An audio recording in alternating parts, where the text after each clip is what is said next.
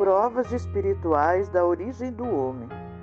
As provas que já aduzimos, relativas à origem da espécie humana, eram provas lógicas. Apresentaremos agora as provas de ordem espiritual, que são as essenciais. Pois como usamos argumentos lógicos para provar a divindade, e também provamos logicamente haver sido o homem desde sua origem, sempre homem, tendo sua espécie existido desde toda a eternidade, vamos agora estabelecer provas espirituais da necessidade da existência humana, ou espécie do homem, mostrando que, sem o homem, as perfeições da divindade não apareceriam. Mas estas são provas espirituais e não lógicas.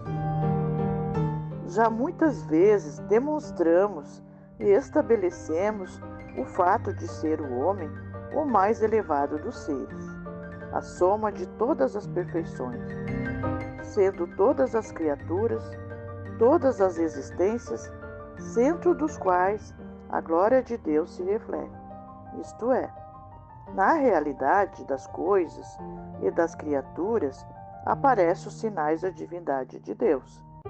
Assim, como o globo terrestre é o lugar em que os raios do Sol se refletem, sendo sua luz, calor e influência visíveis em todos os átomos da Terra, também os átomos dos seres neste infinito espaço proclamam e dão provas de uma das perfeições divinas. Coisa alguma é destituída deste benefício. É sinal da misericórdia de Deus, ou de seu poder, de sua grandeza, justiça ou sublimidade, que concede a educação, ou é sinal da divina generosidade, da visão, audição, sabedoria ou graça divina, e assim por diante.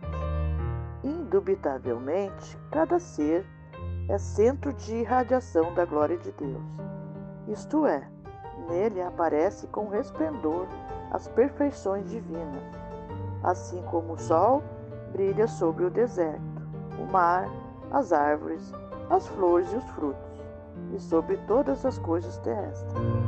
O mundo, ou de fato cada um dos seres existentes, proclama-nos um dos nomes de Deus, mas a realidade do homem é a realidade coletiva, ou geral.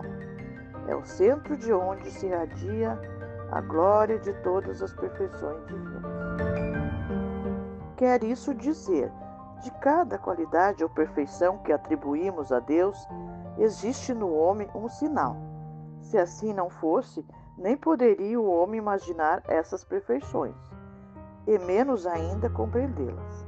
Assim, dizemos que Deus vê e os olhos são os sinais de sua visão. Se não existisse no homem a faculdade visual, como lhe seria possível imaginar a visão de Deus? Pois o cego, pelo menos o cego de nascimento, não pode imaginar o que é a vista. Para o surdo, isto é, para quem nasceu surdo, é inconcebível a audição, e o morto não compreenderá a vida. A divindade de Deus, soma de todas as perfeições, reflete-se, pois, na realidade do homem. Quer dizer isso, a essência da unidade é a reunião de todas as perfeições, e dessa unidade ele lança um reflexo sobre a realidade humana. O homem é assim o perfeito espelho voltado para o sol da verdade. É o centro irradiante, e nesse espelho resplandece o sol da verdade. As divinas perfeições refletem-se na realidade do homem, sendo ele, pois, uma imagem de Deus e seu mensageiro. Privado da existência do homem, o universo não teria finalidade, pois o objetivo da existência é a manifestação das perfeições de Deus. Portanto, não se deve supor haver sido um tempo em que o homem não existisse. Tudo o que podemos dizer é isto. Em certa época, este globo terrestre não existia, e no começo de sua existência, o homem não apareceria nele. Mas desde o princípio, que não teve princípio, até o fim, que não terá fim, sempre existe um perfeito manifestante. Este homem de quem falamos não é qualquer homem.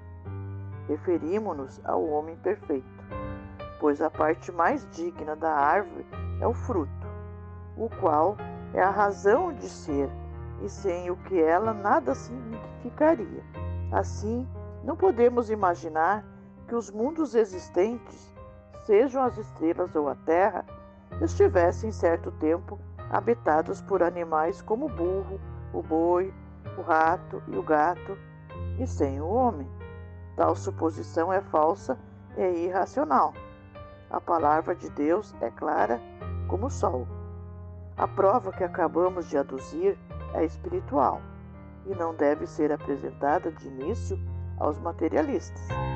Quando falamos com eles, devemos usar primeiro argumentos lógicos e depois espirituais.